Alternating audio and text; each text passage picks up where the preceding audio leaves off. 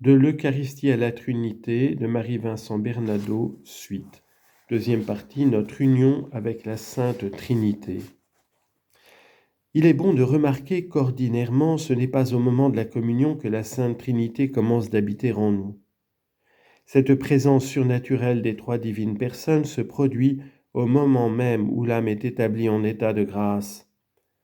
En parlant d'union eucharistique à propos de la Sainte Trinité, nous voulons dire simplement que la communion est le moyen par lequel s'opère le plus excellemment l'œuvre sublime de la transformation surnaturelle de l'âme, qu'elle augmente la présence des trois personnes divines et que chaque fois que nous approchons de la Sainte Table se produit une nouvelle mission invisible de la vie divine. Premier chapitre. La permanence de la Sainte Trinité dans le communion. La présence des trois divines personnes n'est pas liée, comme la présence physique de la Sainte Humanité, à l'intégrité des espèces eucharistiques. Elles habitaient notre âme avant la communion. Elles l'habitent donc après que la Sainte Hostie a disparu de notre poitrine, mais par une présence plus intime dont la communion a fait croître l'influence et l'efficacité.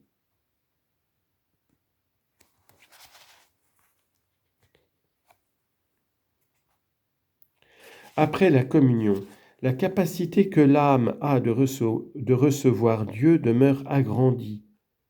Nous viendrons en celui qui aime, dit notre Seigneur, moi, mon Père et notre commun esprit. Nous viendrons et nous ferons en lui notre séjour. Jean chapitre 14, verset 23. L'union est si bien établie et si profonde, si ferme, que de sa nature elle est permanente. C'est un don sans retour. Romains chapitre 11, verset 29. Les trois font plus que nous visiter, ils s'établissent à demeure. Notre âme devient comme un ciel et notre vie intime comme un prélude et un commencement de la béatitude éternelle.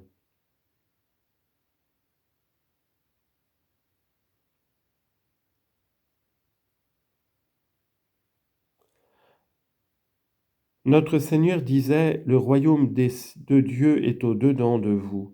Luc chapitre 17, verset 21.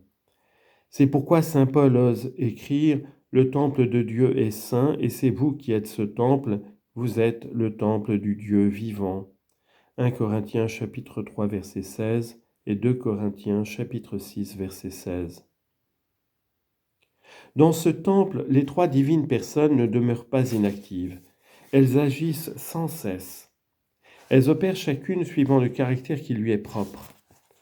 Le mystère de la Trinité se retrouve dans l'activité même et l'amour que les trois personnes divines portent à l'âme. L'âme est aimée différemment par chacune d'elles et pourtant aimée d'un unique amour. Amour unique car chaque fois qu'elles opèrent en dehors, les trois divines personnes agissent nécessairement comme un seul. Et pourtant, triple effusion d'amour dont les caractères révèlent quelque chose du caractère propre de chacun des trois qui en est la source. Le Père y vient comme source de vie et de paix. C'est le Créateur qui, après l'avoir engendré, établit sa créature dans l'ordre. C'est le Père qui entoure son enfant de bonté et d'inexprimable tendresse.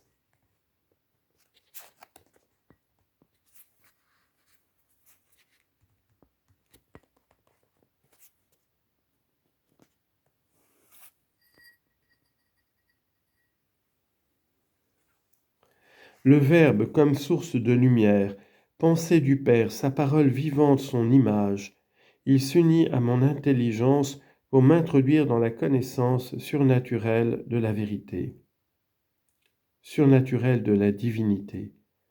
L'Esprit Saint comme source d'amour, amour du Père et du Fils, leur baiser mutuel, éternel mouvement et ineffable extase de leur dilection, consommation de leur vie, il s'unit à ma volonté pour m'introduire dans l'amour surnaturel du Père et du Fils. Citation de sainte Catherine de Sienne. Ô Trinité éternelle, Dieu unique, lieu un et essence, lieu un en essence et trine en personne, Permettez-moi de vous comparer à une vigne qui a 3 sarments. Vous avez fait l'homme à votre image et ressemblance. Par les 3 puissances de son âme, il ressemble à votre Trinité et à votre unité. Et pour ajouter à cette ressemblance, par la mémoire, il ressemble et s'unit au Père, auquel on attribue la puissance. Par l'intelligence, il ressemble et s'unit au Fils, auquel on attribue la sagesse. Par la volonté, il ressemble et s'unit à l'Esprit Saint, auquel on attribue la clémence, et qui est l'amour du Père et du Fils. Ô Dieu éternel, vous êtes l'océan tranquille où vivent et se nourrissent les âmes, elles y trouvent leur repos dans l'union de l'amour. Fin de citation de sainte Catherine de Sienne. Deuxième chapitre, la circumcision divine en notre âme. On lit en note. Circumcision est un terme théologique qui désigne le fait que les 3 personnes de la Trinité habitent mutuellement l'une dans l'autre et en quelque sorte circulent de l'une à l'autre. Un phénomène analogue est produit par la communion entre Dieu et l'âme fidèle. Fin de note. Il se produit dans l'âme du communiant une admirable imitation de la circumcision des divines personnes. En Dieu, il n'y a pas d'immobilité, mais un mouvement éternel, une éternelle circulation d'amour, car la loi de l'amour est de s'élancer au dehors et de se donner. Le Père ne serait pas Dieu s'il demeurait en soi-même. Il s'écoule, il se précipite en son Fils qu'il ne cesse d'engendrer. Le Fils ne serait pas Dieu s'il ne faisait irruption en son Père. Entre eux est un élan immense, un attrait irrésistible, un poids d'amour qui les précipite l'un dans l'autre et consomme leur vie dans l'unité. Et le terme de ce mouvement éternel de la vie divine, terme éternellement subsistant, est l'Esprit Saint. Or cet amour qui procède de l'aspiration d'amour infini, amour qui unit le Père et le Fils dans un élan éternel de joie et un transport indicible, l'Esprit Saint communique à l'âme un mouvement semblable qui la rapproche du Père et du Fils et lui permet de participer à leurs relations intimes. Dans le ciel, la communication est parfaite. Sans aucun voile, sans aucune entrave, les bienheureux contemplent les 3 divines personnes. Avec le Père, ils admirent, aiment et embrassent la ravissante splendeur du Verbe. Avec le Verbe, ils admirent, aiment et embrassent l'infinie perfection du Père. Le Père les entraîne dans son Fils et le Fils dans son Père. L'éternel mouvement de l'amour les saisit, les ravit, les emporte dans l'extase du Père et du Fils pour les consommer dans l'unité du Saint-Esprit. Sur la terre, nous n'avons que le commencement de ce bonheur ineffable. Mais nous en avons une vraie participation. La vie de la grâce ici-bas et de la gloire au ciel sont substantiellement une même chose. La grâce commence ce que la gloire achèvera. Il y a donc déjà en nous quelque chose de ce mystère admirable de la circumcision des 3. Jésus nous l'a donné à comprendre.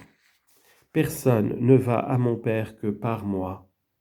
Jean chapitre 4, 14, verset 6. Personne ne vient à moi si mon Père ne l'attire. Jean chapitre 6, verset 44.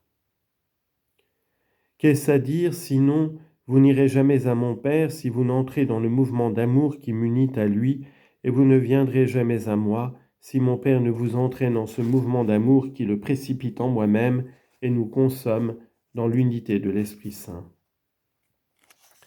L'âme qui aime les 3 personnes divines est donc une âme entraînée par l'Esprit Saint dans ce mouvement circulaire de vision et d'amour qui fait le bonheur de Dieu même, bonheur pleinement communiqué aux anges et aux bienheureux. Ainsi pouvons-nous dire avec saint Augustin, les saints portent Dieu, leur âme est un ciel, car Dieu l'habite. Saint Augustin, commentaire sur le psaume 22. Et avec saint Jean, nous vivons en société avec le Père et son Fils Jésus-Christ. 1 Jean chapitre 1 verset 3. Entre les 3 et nous, c'est une société, une familiarité, la vie en commun. Citation de sainte Gertrude. Père Saint, recevez-moi dans votre très tendre paternité, afin qu'après avoir achevé le stade dans lequel pour votre amour j'ai commencé à courir, je vous reçoive comme le prix de ma course en éternel héritage. Très aimable Jésus, recevez-moi dans votre très douce fraternité. Portez avec moi le poids du jour et de la chaleur. Soyez ma consolation dans tous mes labeurs, mon compagnon et mon guide dans tout le cours de mon voyage. Esprit Saint, Dieu amour, recevez-moi dans votre charité miséricordieuse. Soyez le maître et l'instituteur de ma vie tout entière et le tendre ami de mon âme.